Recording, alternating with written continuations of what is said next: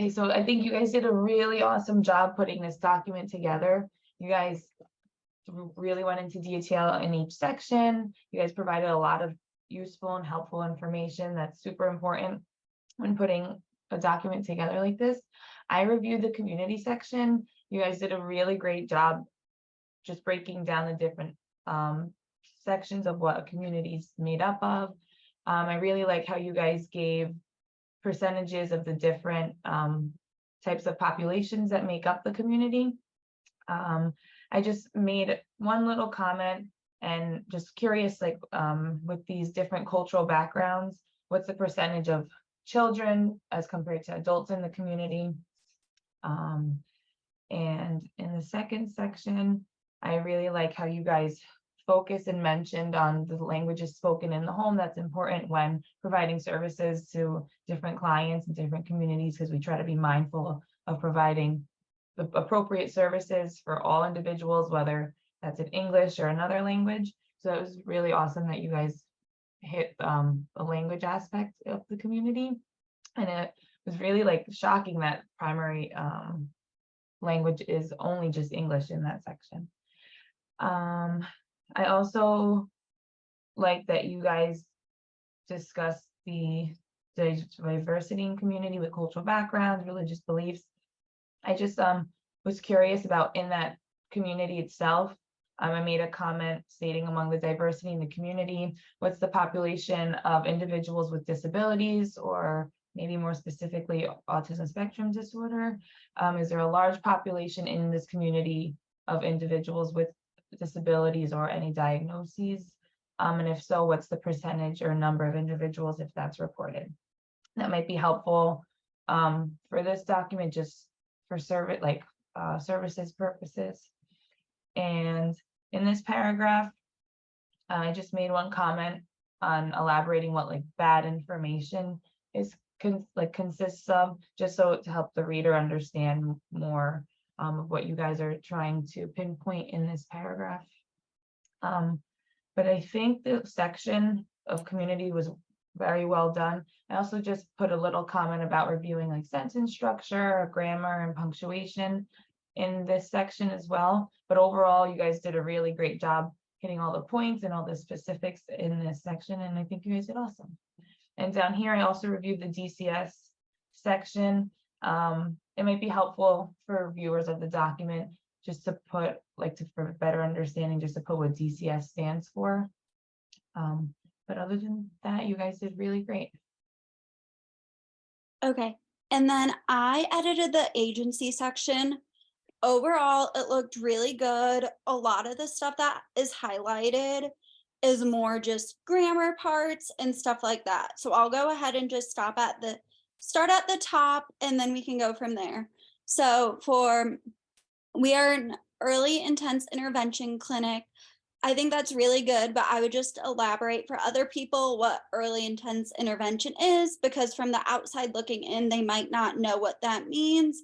And it could be portrayed something other than what it is. And for the clinic serves a wide range of clients aging 2 to 10. I would just write out the numbers 2 to 10. Again, just a small Grammarly thing, but I really love how you guys put the behaviors: aggression, self-injurious, communication, and or social deficits, and wrote that out so we understand what behaviors we're talking about. I think that was really good. And again, the on was just another grammatical error, and I would just elaborate a little bit more about what ABA is, maybe use the word applied behavior analysis and just talk about what a BCBA is and just kind of focus on that a little bit more. But I understand it is a lot and you don't want to get too wordy. So I totally get how you put that and phrase that. So the next one was, if you could scroll down a little bit just so I can see. There we go. Perfect. Okay, so just for the services, it was just a comment needed. And then for we welcome clients' preferred methods of communicating. This could be communication devices, ASL, verbal, or using PECs. I would just flip those two so we understand what communication devices are and what the different communication is before saying we welcome the client's preferred method. But I really like how you included that and really emphasize that communication is important in this clinic. And the as well as skills, that would just be, if you could scroll down, I'm sorry. Um, just add the before skills. That was just a grammatical error.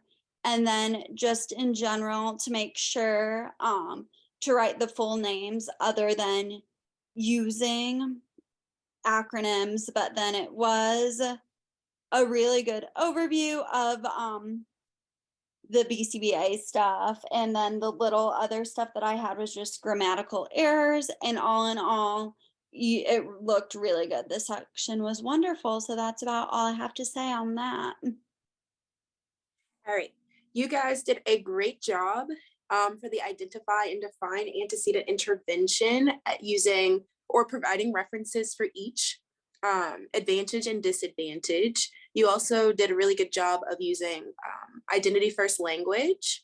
Given that our direct care staff only has like high school education, they have no history with ABA, I would suggest maybe defining what an antecedent intervention is, and also maybe providing examples for how an activity schedule can be used with play and social skills, just so they can kind of see how that works and what it looks like. I also found some literature that discussed the lack of research on utilizing activity schedules with other disabilities. So that could probably be something that we could throw into the disadvantages as well. And I also put the DOI in there so you guys can look at the article. And then lastly, I don't think that activity schedules should be capitalized throughout. But if you guys think it should, we can talk about that too. But that's it. But overall, you guys did a great job in this section.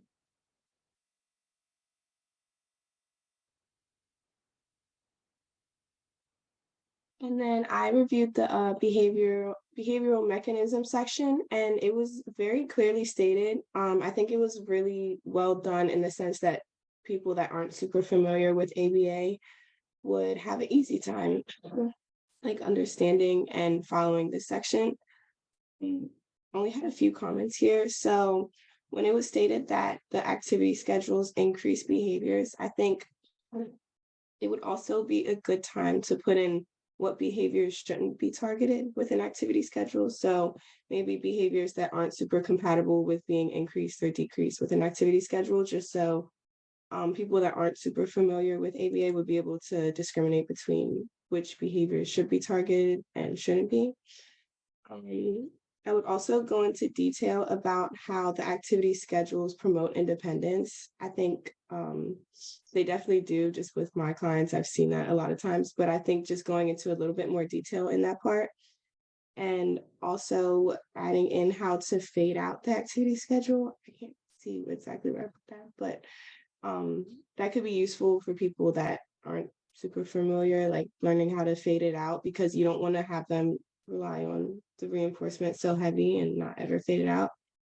And I would also add the last section I edited. I think I said you also might want to add exactly how the schedule decreases the function of the behavior. I think that was the only part that someone that's like not super familiar with ABA might have a harder time understanding. So just kind of breaking that part down a little bit more, but overall the section looks really good. Hi, I did the motivating operation assessment, and everyone did an amazing job with this section. They clearly identified the purpose. They had great sentence structure and effectively communicated the instructions and the purpose, the task at hand. The directions were very clear and concise, and the chart was laid out phenomenally. They gave the directions of how, and you understand it. It's very detailed and it's easy to use. So overall, everybody did a great job with the motivating operation assessment portion.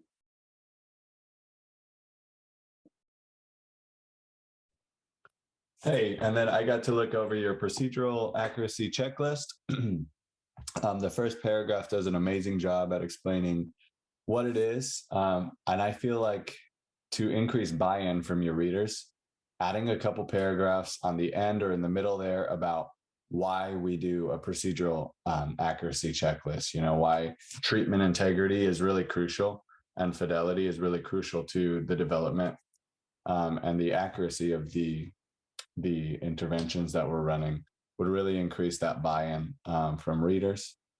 After that, I just made a couple other edits or a couple other suggestions. When you're talking about your scores, in order to demonstrate procedural accuracy, it says the total score must be 32 or 80%. I would just put 32 out of 40, just to add a little more clarity and avoid any confusion that there could be. Then when you're talking about your critical items, I just added that there are 5 critical items on there, and then the score for that needs to be 18. And then I suggested 18 out of 20, which equals 90%. As far as the table goes, the table's really great, really simple.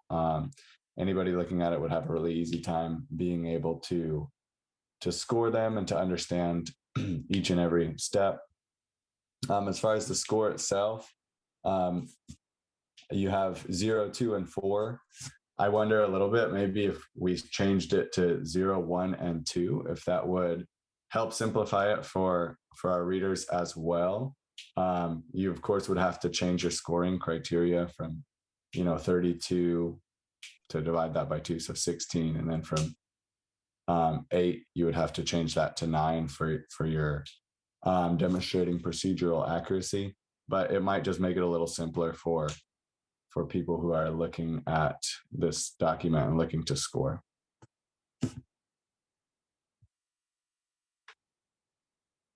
And great job providing a references sheet. That's, as we know, that's super important to back up where all the information came from. And overall, the document looks really, really good. So job well done to you guys. And that's all we have. Thank you, guys. And we'll format that references section when we download it in Word. I know it's a little wonky right now. I did read, one thing I have a question for you guys is, so somewhere I read that this document is, we have to be careful with our audience. So our audience is for a BCBA that's going to be presenting this. So I am looking right now to try to find where I found that. I think it was in the rubric. Here we go. Oh, yep. Juliet, could you stop sharing so I could Sure. share? Yeah. Thank you. Okay. So we know this is all over the place. Can you see my screen? Yes. Okay. So here's the document where we, or I guess the location where we submit the assignment. And then here is where I read under common errors. It said, right as you are preparing a BCBA to provide training. So that's where I guess my question is for you guys. Do we need to, explain the acronyms? Do we need to simplify what we're writing? Or do we leave it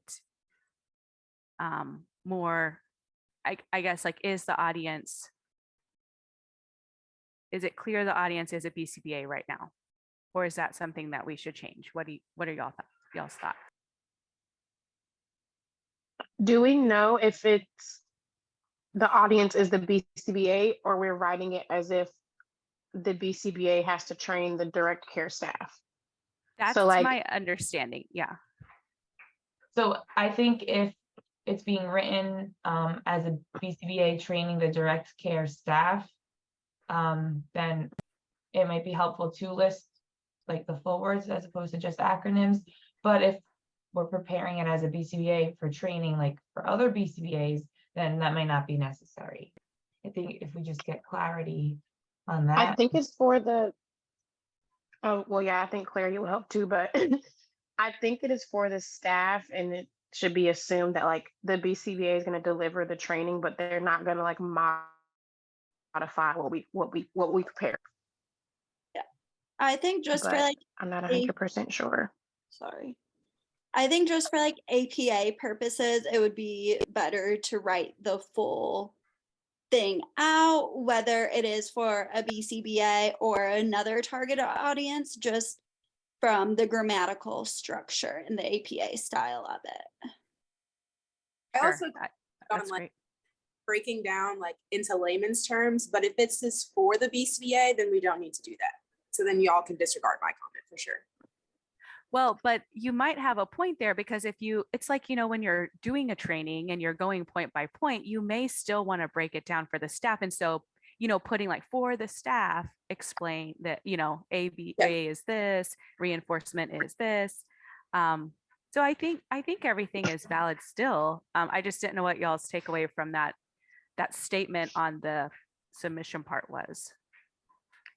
Yeah, I feel like you can only increase fidelity by giving them exact examples of, you know, how are we going to break it down so that it's the same no matter what BCBA is given this presentation. That's fair. I do have a question about the behavioral mechanisms portion. Do you guys think that I should go into detail about functions of behavior, or just mention the functions that activity schedules can typically address? I think it would be fine if you didn't go into super detail, because they don't really need to understand like the super underlying functions of the behavior. So I feel like that part would be fine. Like just kind of giving them a surface level, I guess.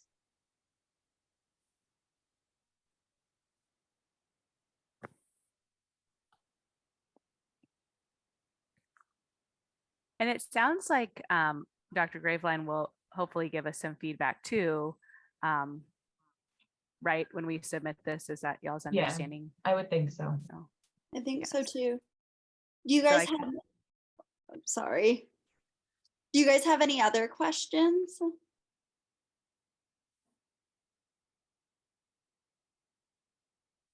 I don't. Thank you guys for the feedback. I loved the reinforcing comments on every section. So that was super, super thoughtful on y'all's part. So I appreciate that. Yeah, I don't have anything. Any of my other group members?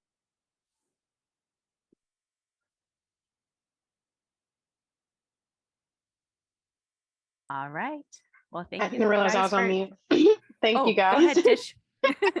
No, I didn't have any questions. I was trying to say I didn't have any other questions, and thank you, but I was on mute.